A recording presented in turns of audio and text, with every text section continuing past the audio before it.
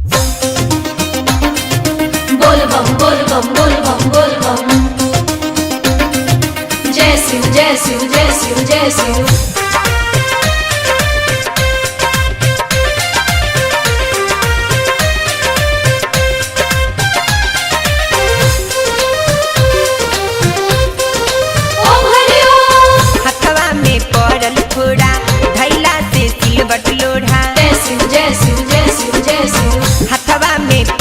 फोड़ा धैला से सिलबट लोढ़ा खाइल करी मिसरी मलैया जी खाइल करी मिसरी मलैया जी। ऐसे तू माना जनी कर गौरा सदन भांग के पतैया जी एहो। ऐसे तू माना जनी कर गौरा सदन भांग के पतैया जी।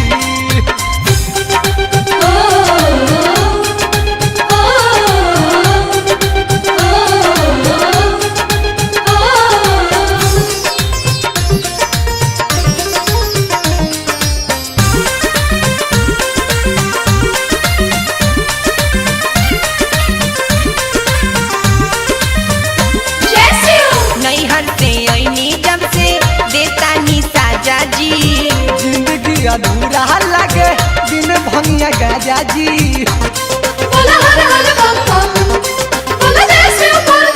नैहर से ऐनी जब से देता नी साजा जी।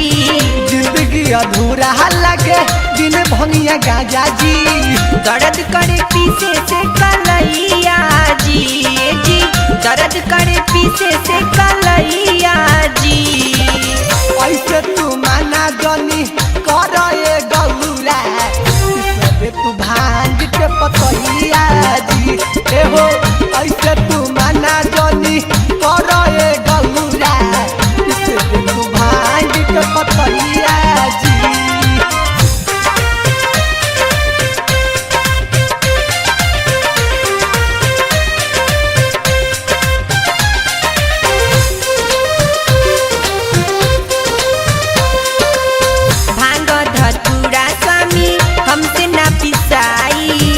ऐसे न कर गौरा नींद नहीं आई।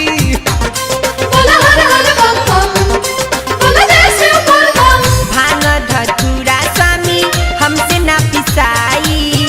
ऐसे न कर गौरा नींद नहीं आई। सोनू बिशुनपुरी आई दुआरिया जी मंटन पुशंकर आई दुआरिया जी। ऐसे तू माना जनी कर गौरा इससे तू भांग के पतैया जी एहो।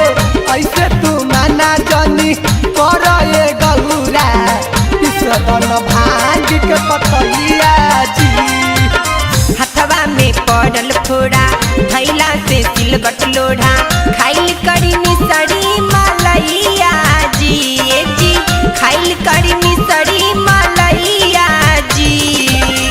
ऐसे तू माना जनी कर गौरा सदन भांग के पतैया जी एहो।